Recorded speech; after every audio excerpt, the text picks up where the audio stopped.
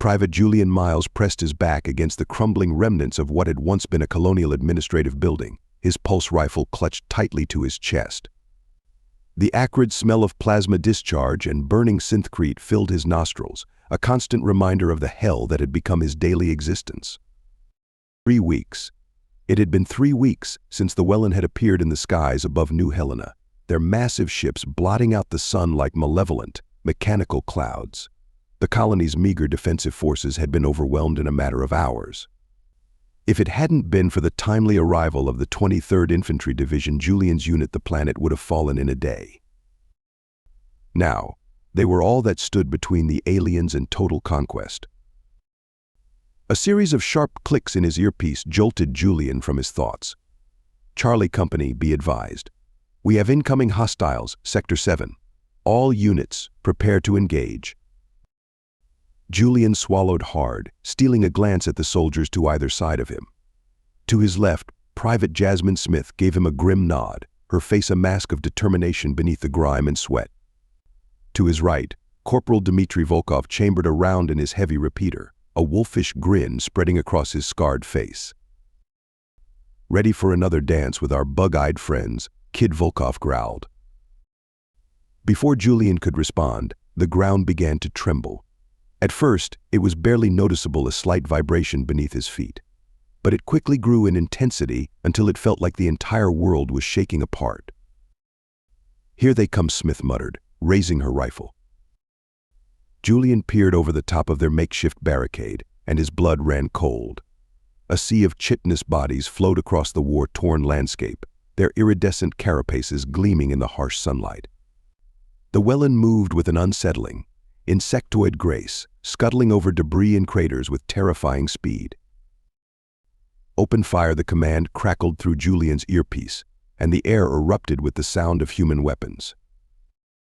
Julian raised his rifle and squeezed the trigger, sending a burst of superheated plasma towards the advancing horde. He watched with grim satisfaction as his shots found their mark, punching through alien armor and dropping several of the creatures. But for every Welland that fell, it seemed like 10 more took its place. "We can't hold them," someone shouted over the din of battle. "There's too many." Julian gritted his teeth, ejecting a spent power cell and slamming a fresh one home. "We hold the line," he shouted back, surprising himself with the steel in his voice. "For Earth, for New Helena." His rallying cry seemed to energize those around him. The human defenders redoubled their efforts, pouring fire into the alien ranks with renewed vigor. For a moment it seemed like they might actually stem the tide. Then the Welland brought in their heavy weapons. A brilliant beam of energy lanced out from somewhere behind the alien lines, striking a nearby bunker. The reinforced position, which had withstood days of constant bombardment, simply ceased to exist. 1 second it was there, the next it was gone, along with everyone inside. "Fall back," the order came through clear and desperate. "All units, fall back to secondary positions." As Julian scrambled away from the disintegrating front line, hauling Smith with him while Volkov provided covering fire, he couldn't help but wonder how much longer they could keep this up. Where was the relief they'd been promised? Where was the might of the Earth Empire when they needed it most? The makeshift command center buzzed with activity as Julian entered, his uniform still caked with the grime of battle. He'd been summoned for a debriefing following the latest Welland assault, but as he approached the strategy table, he realized the officers were deep in conversation, oblivious to his presence. "Can't keep this up much longer," Colonel Hawthorne was saying, his voice low and strained. "We're losing ground every day, and the casualty reports." Major Reeves, the XO, nodded grimly. "I know, but word from up top is to hold the line at all costs. They say negotiations are ongoing." Julian froze, his ears perking up at this unexpected information. Negotiations? With the Welland? After everything they'd done? Negotiations, Hawthorne spat the word like a curse. "While we're dying down here, the brass is up there playing politics." Reeves held up a hand, urging caution. "It's more complicated than that, sir. Apparently our diplomats have warned the Welland about some kind of ace up our sleeve they're trying to end this without." A harsh laugh from Hawthorne cut him off. Those damn diplomats warned the aliens of an ace up their sleeve and left it at that, like it was supposed to mean something to them. If they just told the aliens what was coming, we wouldn't be fighting anymore and those aliens would be kissing our boots. Julian's mind reeled. An ace up their sleeve? What could possibly be powerful enough to make the Welland back down after the devastation they'd already caused? Before he could ponder further, Jasmine Smith burst into the command center, her eyes wide with urgency. "Sir, Welland forces massing in Sector 9. They're preparing for another push." The officers snapped to attention, the previous conversation forgotten in the face of immediate danger. Colonel Hawthorne began barking orders, and Julian found himself swept up in the preparations for yet another desperate defense. As he jogged back to his position, pulse rifle in hand, Julian's thoughts were a jumble of conflicting emotions. Part of him dared to hope that these negotiations might bring an end to the bloodshed. But another part, the part that had seen friends and civilians alike cut down by Welland weapons, rebelled at the idea of peace with these invaders. He slid into the trench beside Jasmine and Volkov, the latter already setting up his heavy repeater with practiced efficiency. "What's the word?" Miles Volkov asked, not looking up from his work. "We getting reinforcements anytime soon?" Julian hesitated, unsure how much to share. I'm not sure," he said finally, "but I think something big might be coming. We just need to hold out a little longer." Jasmine gave him a quizzical look, but before she could ask for clarification, the first Welland war cry echoed across the battlefield. "Here we go again," Volkov growled, a fierce grin spreading across his face. "Let's show these buggers what humans are made of." As the alien horde came into view, Julian raised his rifle and took aim. Whatever this ace was, whatever negotiations were happening above their heads, right now all that mattered was surviving the next assault. But for the first time in weeks, as he squeezed the trigger and watched his shots find their marks, Julian felt something he'd almost forgotten. Hope. 3 days had passed since Julian overheard the officers' conversation about negotiations and the mysterious ace up their sleeve. 3 days of relentless Welland attacks, of watching more comrades fall, of wondering when if this promised trump card would finally come into play. Julian sat in a shallow foxhole, using a combat knife to open a ration pack. The contents looked as unappetizing as ever, but he forced himself to eat. Who knew when he'd get another chance? "You're looking thoughtful," Miles, Jasmine said, sliding down next to him. Her once pristine uniform was now as tattered and dirt-stained as his own. "Credit for your thoughts." Julian chewed slowly, considering his words. He hadn't told anyone about what he'd overheard, not even Jasmine or Volkov, but the weight of the secret was becoming too much to bear alone. "I overheard something," he began hesitantly. "The brass. They're in negotiations with the Welland." Jasmine's eyes widened. "Negotiations? You're kidding." Julian shook his head. "That's not all. They mentioned something about an ace up our sleeve, something big enough to make the Welland back down, apparently." "Well, where the hell is it?" Jasmine demanded, her voice a harsh whisper. "In case they haven't noticed, we're getting slaughtered out here." As if to punctuate her point, a distant explosion rocked the ground, sending a plume of smoke rising over the horizon. Julian's radio crackled to life with frantic chatter from another company under attack. "I don't know," Julian admitted, "but it's got to be something significant. The way they were talking, it sounded like it could end the war." Jasmine snorted. "I'll believe it when I see it. Right now, all I see is more Welland and fewer of us every day." Before Julian could respond, Volkov's gruff voice called out from nearby. "Miles, Smith, we've got movement in Sector 6. Get your asses in gear." They scrambled out of the foxhole, rushing to their assigned positions. Julian's mind raced as he readied his weapon. What if the negotiations had failed? What if this ace, whatever it was, wasn't enough to stop the Welland? The familiar screech of Welland war cries filled the air, followed by the thunderous impacts of their artillery. Julian peered through the scope of his rifle, picking out targets in the oncoming wave of alien soldiers. "Open fire," the command came, and the human line erupted with weapons discharge. Julian fell into the grim routine that had become his life: aim, fire, duck, reload, repeat. The Welland kept coming, their numbers seeming endless. For every alien that fell, 2 more took its place. Hours blurred together in a haze of combat. Julian's world narrowed to the space between heartbeats, the moments between pulling the trigger and seeing its effect. He lost track of how many times he'd reloaded, how many Welland he'd downed. As the alien advance finally began to falter, Julian allowed himself a moment to catch his breath. He looked around, taking stock. Their line had held, but at a cost. There were gaps where fellow soldiers had stood just hours before, now empty or filled with motionless forms. "We did it," Jasmine breathed beside him, her voice a mix of exhaustion and disbelief. "We actually held them off." Volkov limped over, his left arm hanging uselessly at his side. Despite the obvious pain, he managed a grim smile. "Don't celebrate yet, kids. They'll be back, and in greater numbers." Julian nodded, the weight of their situation settling back onto his shoulders.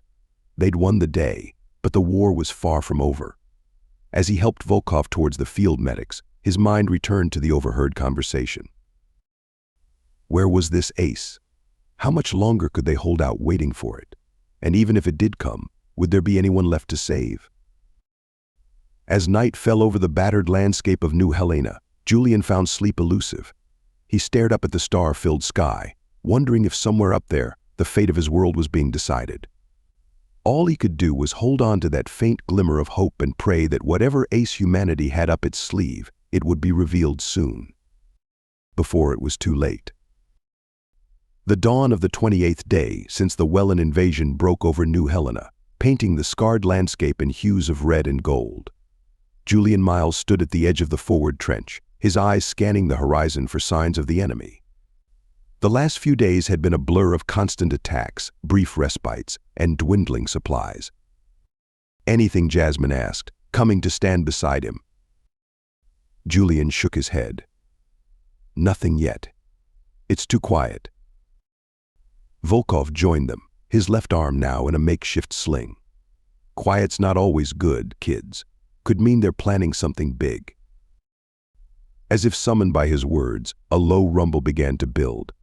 At first, Julian thought it was another Welland ground assault, but as the sound grew, he realized it was coming from above. "Look!" Jasmine shouted, pointing at the sky.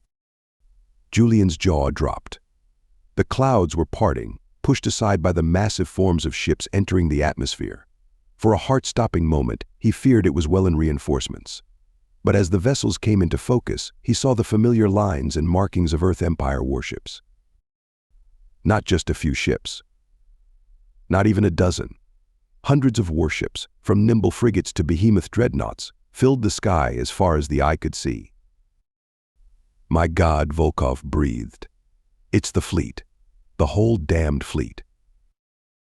Cheers erupted all on the human lines as soldiers realized what they were seeing. Julian felt a laugh bubble up from deep in his chest, a sound of pure relief and joy. "The AC," shouted, turning to Jasmine and Volkov. This is what they meant. The fleet was the ace up our sleeve. Before either could respond, the space above New Helena lit up with weapons fire. The Earth ships engaged the orbiting Welland vessels, which seemed pitiful and outgunned in comparison. Streaks of light crisscrossed the sky as energy weapons and missiles found their marks. One by one, Welland ships began to fall, breaking apart in spectacular explosions or plummeting to the ground in flames. The alien ground forces, cut off from their orbital support, fell into disarray. Julian's radio crackled to life with a fleet-wide transmission. "To all Earth forces and citizens of New Helena. This is Admiral Victor Zhao of the Earth Empire Expeditionary Fleet. We have arrived to liberate this world and drive the Welland from human space. Stand fast. Victory is at hand." A renewed chorus of cheers swept through the human lines. Julian saw tears streaming down Jasmine's face, while Volkov wore a grin wider than any he'd seen before. "I can't believe it," Jasmine said, her voice choked with emotion. "They came. They actually came." Volkov clapped Julian on the shoulder with his good arm. "Looks like your ace just took the whole damn pot, kid." As Julian watched the one-sided battle unfold in the skies above, he felt a weight lift from his shoulders. For weeks, they had fought and bled and died, holding on to hope by their fingernails. Now, that hope had arrived in force, turning the tide of the war in an instant. "What now?" Jasmine asked, turning to Julian. He hefted his rifle, a fierce grin spreading across his face. Now we finish this. For Earth. For New Helena. For everyone we've lost." As one, the three soldiers turned to face the Wellan lines. In the distance, they could see confusion and panic spreading through the alien ranks. The hunters had become the hunted. And Julian Miles, along with every other defender of New Helena, was ready to show the Wellan just how terrifying humanity could be when it finally revealed its hand. The world had changed in an instant. One moment, Julian and his fellow soldiers were bracing for another desperate defense against the Wellan onslaught. The next, the skies were filled with the might of Earth's fleet, raining destruction upon the alien invaders. As the massive space battle raged overhead, a new sound reached Julian's ears. At first, he couldn't place it, a high-pitched, warbling noise unlike anything he'd heard in weeks of combat. Then realization dawned. "They're retreating," Jasmine yelled, her voice filled with disbelief and joy. "The Wellan are falling back." Sure enough, all along the front lines, the alien forces were in disarray. Some fled in panic, others threw down their weapons, while still others seemed frozen in shock. Colonel Hawthorne's voice crackled over the comm system. "All units, advance. I repeat, all units advance. The enemy is in retreat. Push them back and accept any surrenders. Today we take back New Helena." A roar went up from the human lines. Soldiers who moments ago had been fighting for their lives now surged forward, buoyed by the sudden turn of events. Julian found himself running alongside Jasmine and Volkov, his fatigue forgotten in the rush of impending victory. As they crested a rise, they came upon a group of Wellan soldiers, their alien features contorted in what Julian assumed was fear. One of the Wellan, larger than the others and adorned with intricate markings, stepped forward. It clicked and chittered, the sounds incomprehensible to Julian. "Anyone got a translator?" Volkov called out. A nearby tech specialist rushed over, activating a device on his wrist. The Wellan's sounds were suddenly replaced by a monotone human voice. "We surrender. Please, we surrender. We did not know, did not understand." Julian lowered his weapon, still wary but no longer seeing the alien as an immediate threat. Didn't know what he asked. The Wellan leader's multiple eyes blinked rapidly. "The ace. The hidden fleet. We did not know humans could conceal such power." A laugh bubbled up from Julian's chest, starting as a chuckle and growing into a full-bellied roar. The idea that the Wellan thought Earth had somehow physically hidden its fleet was so absurd, so wonderfully human, that he couldn't help but find it hilarious. Jasmine and Volkov joined in, their laughter a release of weeks of pent-up tension and fear. The Wellan looked on in confusion, clearly not understanding the source of their mirth. As Julian's laughter subsided, he addressed the alien leader. "It's just an expression," he explained, knowing the translator would convey his words. "An ace up the sleeve means a hidden advantage, a secret weapon. We didn't literally hide our fleet in our clothing." The Wellan's posture changed, its alienness making it hard for Julian to interpret, but he sensed a mixture of embarrassment and awe. Such deception, such strategy. We were fools to underestimate humanity. More human soldiers arrived, securing the surrendering Wellan and moving them to designated areas. Julian watched as similar scenes played out across the battlefield. Where once the aliens had seemed an unstoppable force, they now appeared lost and defeated. As the adrenaline of the moment began to fade, Julian felt the weight of the past weeks settle on him. He looked at Jasmine and Volkov, saw the same mix of exhaustion and elation in their faces. "We did it," Jasmine said softly, as if speaking too loudly might shatter the moment. "We actually did it." Volkov nodded, his usual gruffness tempered by a genuine smile. "That we did, kids, that we did." Julian gazed up at the sky, where Earth ships now dominated the space once held by the Wellan. The ace up the sleeve had been revealed, and it had changed everything.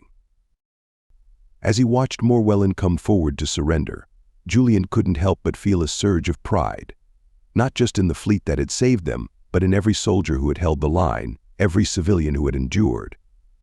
They had faced an overwhelming enemy and emerged victorious. The war wasn't over. Julian knew there would be more battles to fight, more challenges to face. But in this moment, on this day, humanity had shown the galaxy just how terrifying it could be when pushed to the brink. And Julian Miles, once just a lowly private, now stood tall as one of the heroes who had made it possible. The days following the arrival of Earth's fleet were a whirlwind of activity. What had once been a desperate battlefield was now a hive of reconstruction and prisoner processing. Julian found himself assigned to the latter task, working alongside Jasmine and Volkov to manage the influx of surrendering Wellen. As Julian approached a group of newly arrived prisoners, he couldn't help but marvel at how quickly things had changed. The aliens that had once inspired terror now seemed almost pitiable in their defeat. "Next group," he called out, gesturing for a cluster of Wellen to step forward.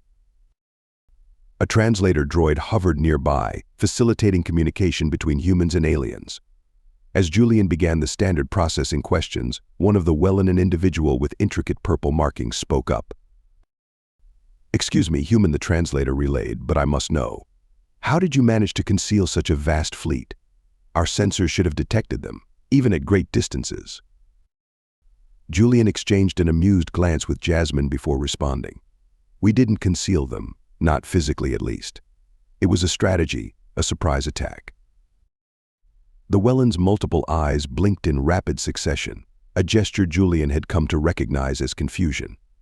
"But your leader spoke of an ace in the sleeve. We assumed this referred to some advanced cloaking technology."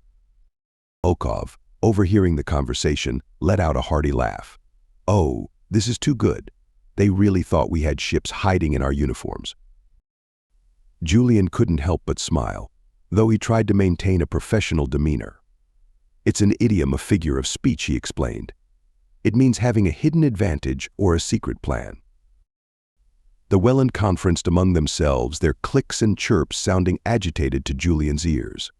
Finally, the purple-marked one spoke again. "Yes.